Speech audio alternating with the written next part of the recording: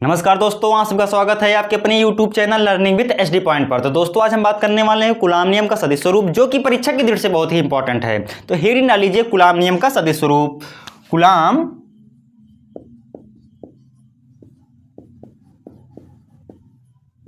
नियम का सदिश स्वरूप। कूलाम नियम का सदिश स्वरूप। तो सबसे पहले एक त्रिविमीय अक्ष बना लेते हैं। ये आपका एक त्रिविमीय अक्ष है, ये आपका एक्स अक्ष है, ये आपका वाई अक्ष है, ये जेड है, ये आपका क्या मूल बिंदु है। अब हम मान लेते हैं बच्चा कि त्रिविमीय अक्ष में कोई दो बिंदु स्थित हैं। कौन कौन से? ए तथा बी, जिन पर आवेश क्रमशः Q1 तथा प्लस Q2 है। यहां तक समझ में आया। अब इन दोनों बिंदुओं के मूल बिंदु से जो स्थिति सदिश है क्रमशः वेक्टर R1 तथा वेक्टर R2 है। यहां तक कोई डाउट? अब हम Q1 से Q2 की ओर मान लेते हैं स्थिति सदिश वेक्टर R12 है। क्या है बच्चा? वेक्टर R12 है। हमने क्या कहा? Q1 से Q2 की ओर स्थिति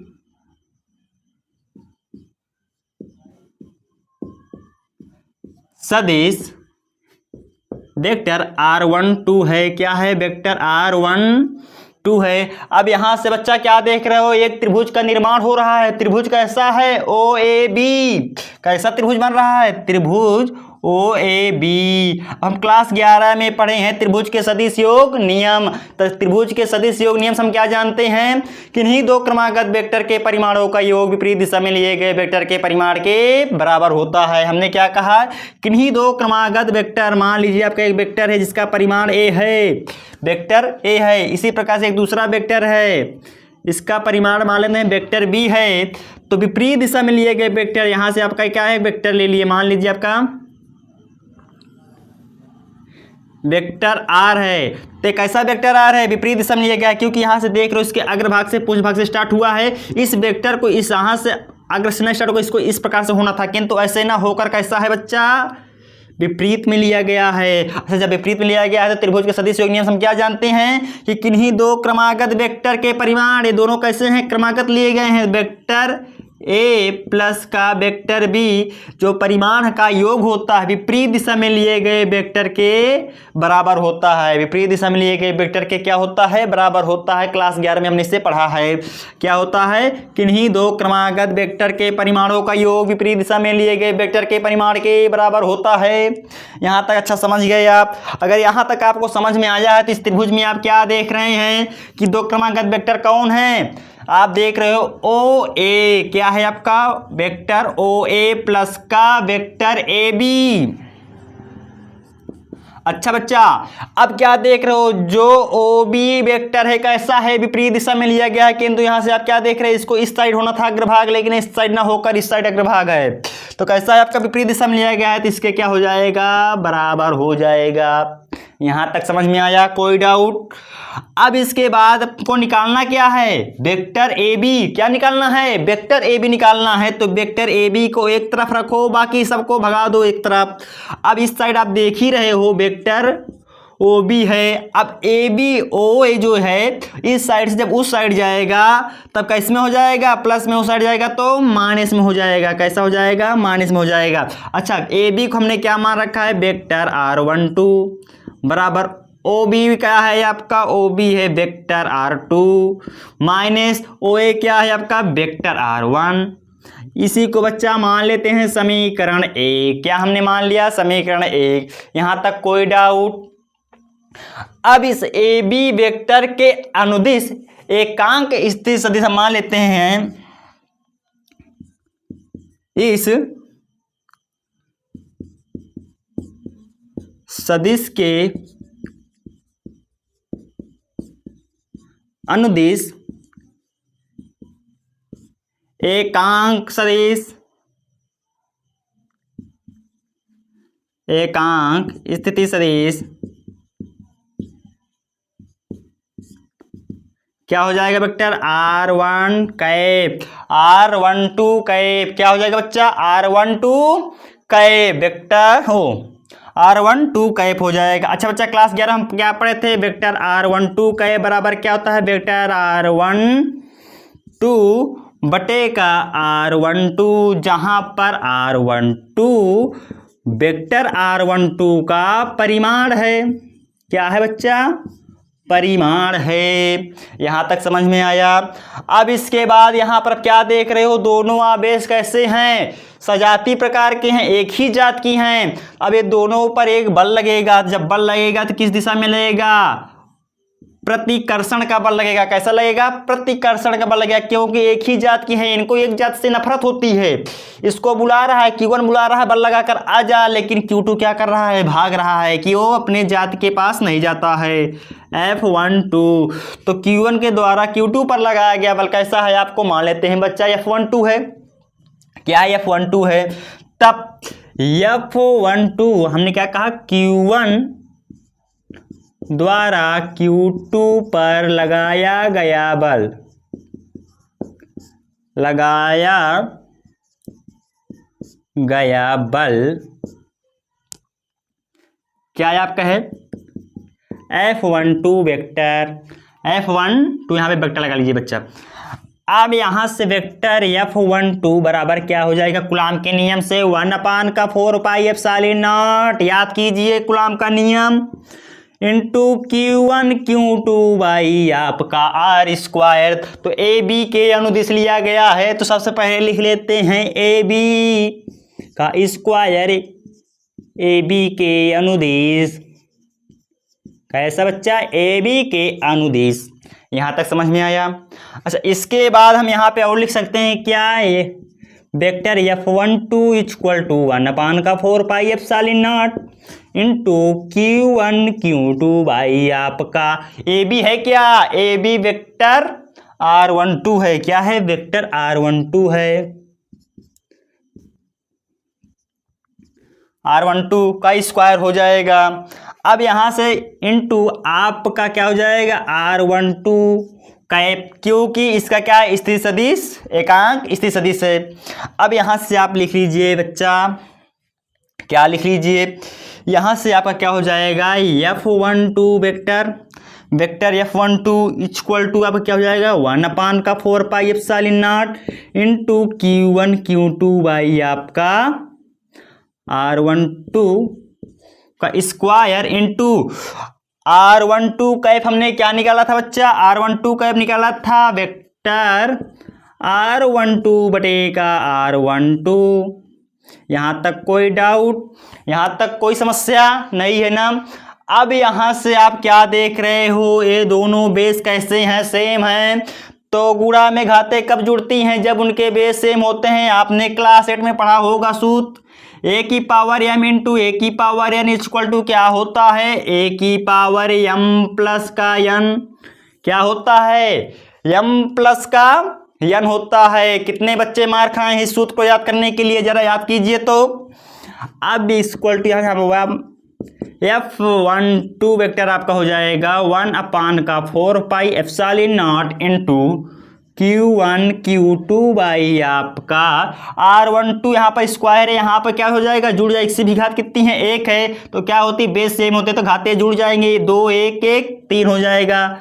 वेक्टर R12 क्यूब हो जाएगा इंटू R12 हो जाएगा, वेक्टर R12। यहाँ तक किसको किसको समझ में आ गया है, इसे समीकरण आप बच्चा 2 मान लीजिए। यहाँ तक कोई समस्या, कोई डाउट, जो भी डाउट हो कमेंट में बताइएगा आप। अब इसको मिटाते हैं हम,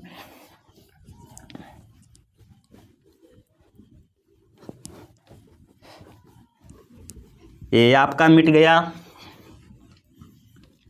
अब इसी प्रकार से हम मान लेते हैं Q2 से Q1 की ओर स्थिति सदिश। हमने क्या कहा, Q2 से Q1 की ओर स्थिति सदिश R21 वेक्टर R21, यहाँ पे लिख लीजिए आप,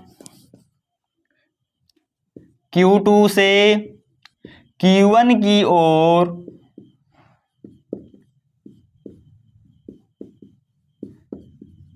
स्थिति सदिश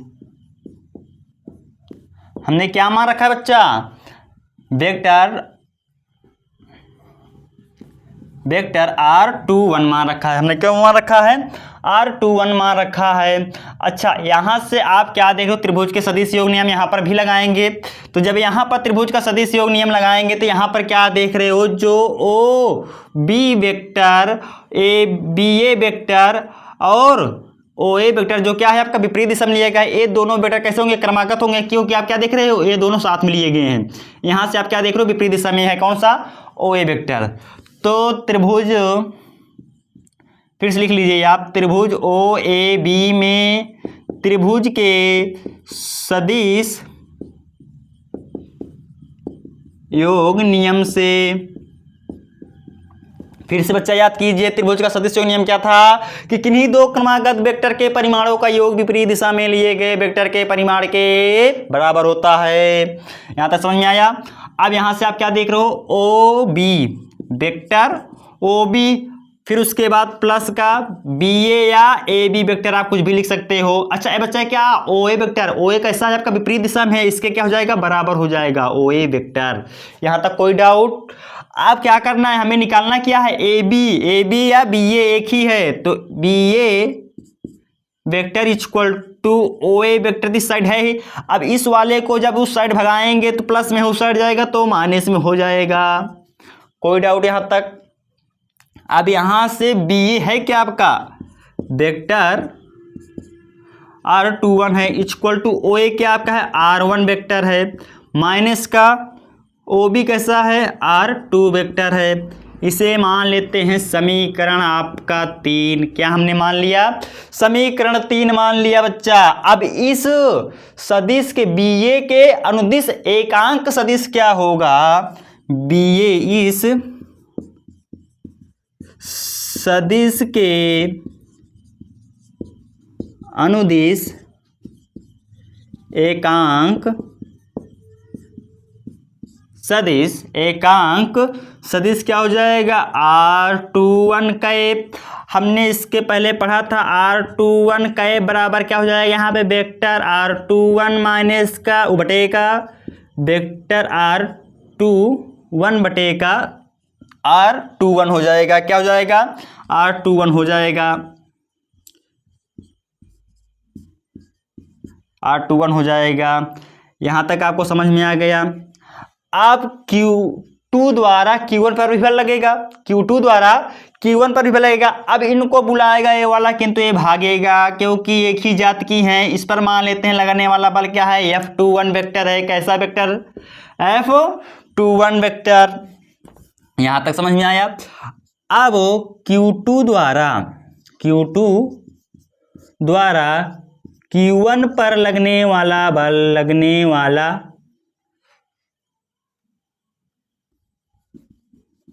Q2 द्वारा Q1 पर आरोपित बल लिख लीजिए आप, आरोपित बल क्या हो जाएगा आपका F21 वेक्टर, आपका वेक्टर F21 हो जाएगा। अच्छा, कूलाम के नियम से बच्चा हम क्या जानते हैं, वेक्टर F12 बराबर हो जाएगा 1/4 pi epsilon not into Q1 Q2 by आपका। अब यहाँ पर क्या होगा, ए बी का स्क्वायर ना होकर बी ए का स्क्वायर होगा, क्योंकि बी से ए की ओर लिया गया है। तो बी ए स्क्वायर बी ए के अनुदिश। यहां तक कोई समस्या। अब यहीं पर हम ले लेते हैं क्या है आपका F12 वेक्टर, आपका क्या हो जाएगा 1/4 pi epsilon not into Q1 Q2 by B A हमने क्या लिया है R21 का स्क्वायर इनटू R21 कैप। कोई समस्या, जहां R21 कैप क्या है, इस सदिश का जो बी ए के अनुदिश एकांक सदिश है।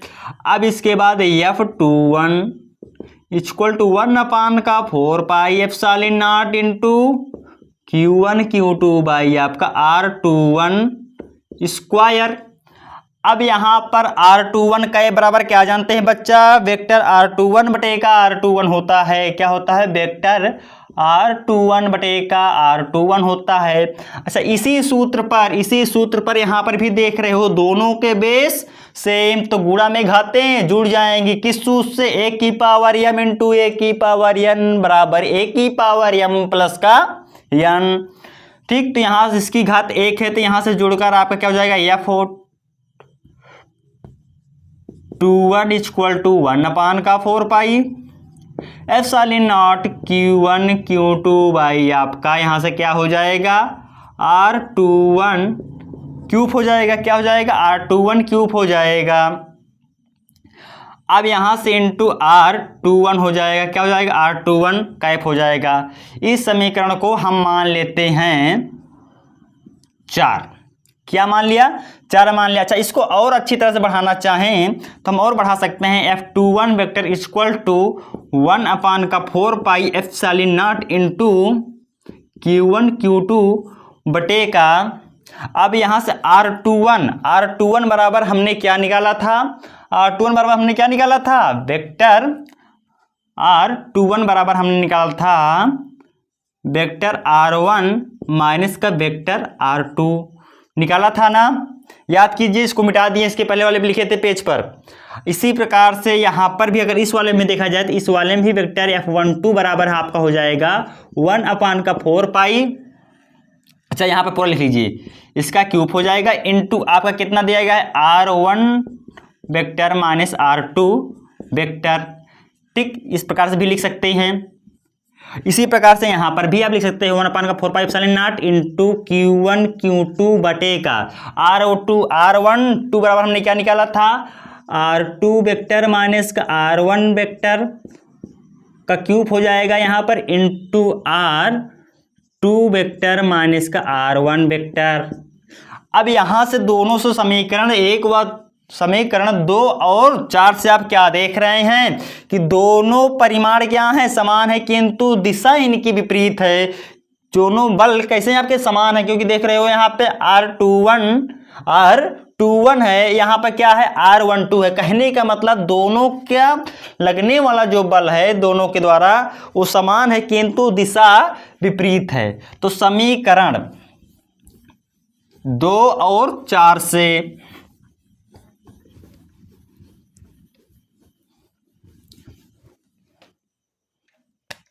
समीकरण 2 और 4 से समीकरण 2 व 4 से क्या हो जाएगा? F12 इक्वल टू माइनस का F21, जहां पर आपका जो माइनस है ये आपका क्या बता रहा है? दिशा को बता रहा है।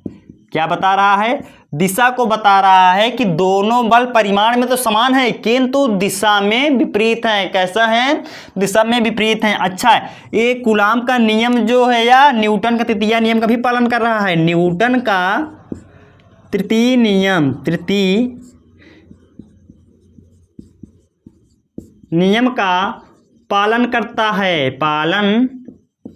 करता है, क्योंकि न्यूटन का तृतीय नियम भी क्रिया प्रतिक्रिया का है कि यदि किसी वस्तु हम जितना बल लगाते हैं वह वस्तु भी हमारे ऊपर उतना ही बल लगाता है। यदि मैं इस बोर्ड को एक फट मारूं तो यह बोर्ड भी हमको एक फट मारता है, लेकिन इसके द्वारा मारा गया जो दर्द होगा वो कैसा महसूस होगा? हमको दर्द में महसूस होगा। इसके द्वारा जो हमारे ऊपर बल लगेगा कैसे में महसूस होगा? दर्द में महसूस होगा। ठीक, तो यहां से आपका क्या पता चला कि दो आवेश आपके रखे हैं तो इनके बीच जो लगने वाला बल होता है परिमाण में समान होता है, किंतु दिशा में विपरीत होता है। साथ ही साथ नोट में याद करिएगा कि ये दोनों बल किसका? न्यूटन के तृतीय नियम का भी पालन करते हैं। अच्छा, इसको मिटाते हैं। इसके बाद आते हैं बच्चा कि स्थिर वैद्युत तथा गुरुत्वाकर्षण बल में अंतर क्या है? में से तुलना करने वाले हैं। हम क्या करेंगे? तुलना करने वाले हैं।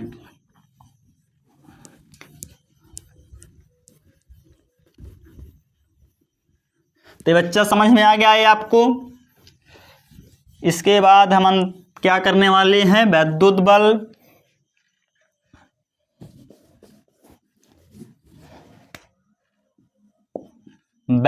बल तथा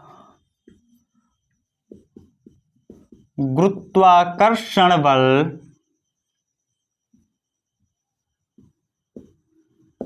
बल से तुलना।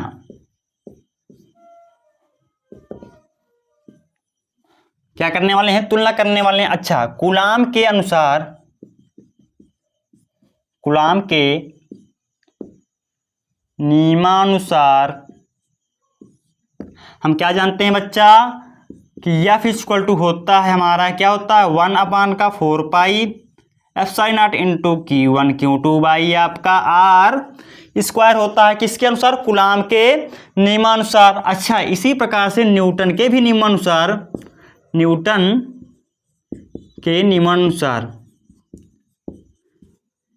न्यूटन ने भी एक नियम दिया था। उन्होंने क्या कहा था कि यदि कोई दो पिंड हैं, इन दोनों पिंडों का द्रव्यमान मान लेते हैं m1 m2 है तथा इनकी बीच की दूरी r है, तब इन पर लगने वाला, इन दोनों पिंडों के बीच जो लगने वाला आकर्षण बल होता है, इन दोनों पिंडों के द्रव्यमानों के गुणनफल, लगने वाला बल क्या होगा? पिंडों के द्रव्यमानों के गुणनफल तथा इनके बीच की दूरी के वर्ग के व्युत्क्रमानुपाती होता है, बीच की दूरी के वर्ग के व्युत्क्रमानुपाती होता है। अच्छा, इन दोनों समीकरण 1 व समीकरण 2 से F इक्वल टू निकला था, F प्रोपोर्शनल इक्वल टू निकला था m1 m2 बाई आपका R स्क्वायर निकला था। क्या निकला था? R स्क्वायर निकला था। अच्छा, प्रोपोर्शनल चिन्ह हटाते हैं तो बचपन से हम जानते हैं प्रोपोर्शनल चिन्ह हटता है तो एक नियतांक आता है।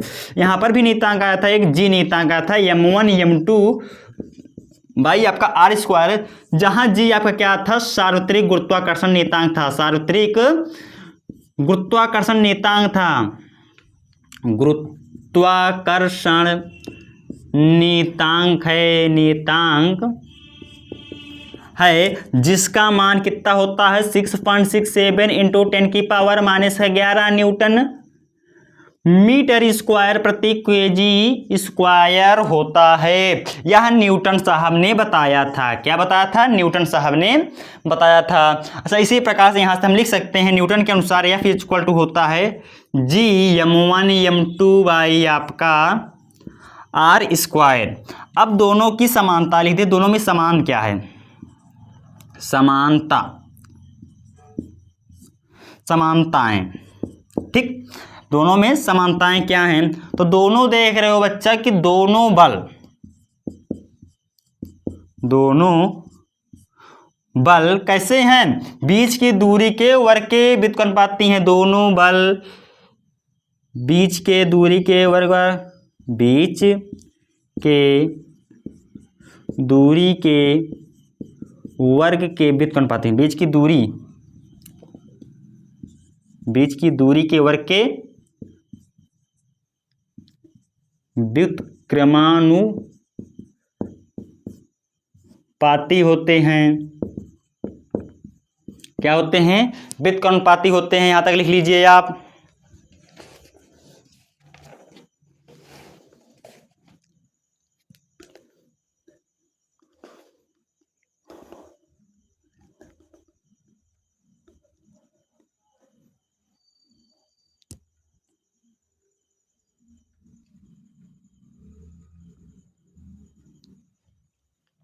ये आपका पहला हो गया। दूसरा लिख लीजिए आप। दूसरा क्या लिख लीजिए कि दोनों बल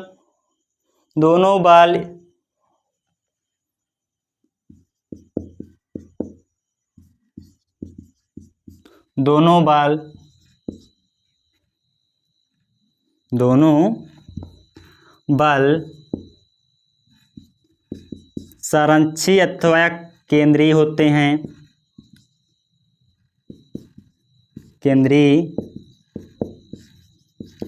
हैं।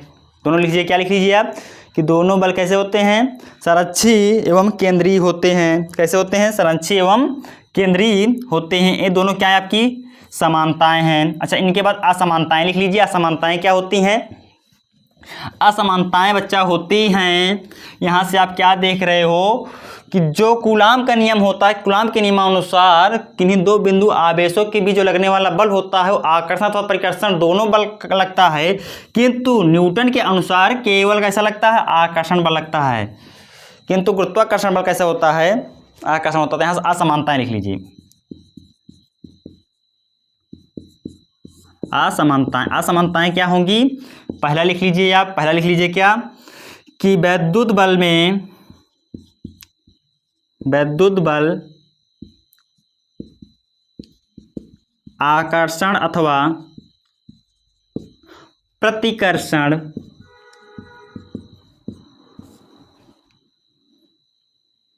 दोनों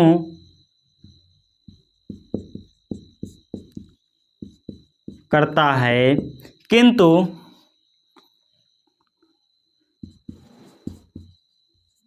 किंतु गुरुत्वाकर्षण बल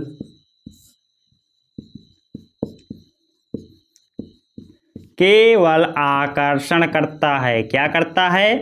केवल आकर्षण करता है। अब दूसरा लिख लीजिए कि जो वैद्युत बल होता है माध्यम पर डिपेंड करता है। किस पर डिपेंड करता है? माध्यम पर।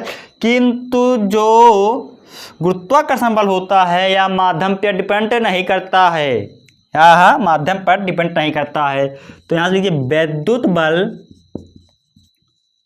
माध्यम पर निर्भर करता है,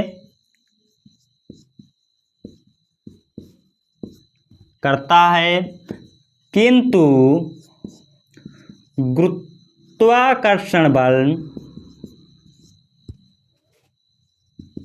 बल माध्यम पर डिपेंड नहीं करता है। माध्यम पर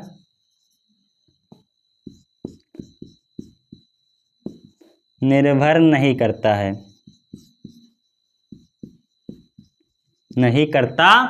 तो यहां तक आप लिख लीजिए। इसके बाद मिलते हैं अगले वीडियो में। तब तक के लिए धन्यवाद।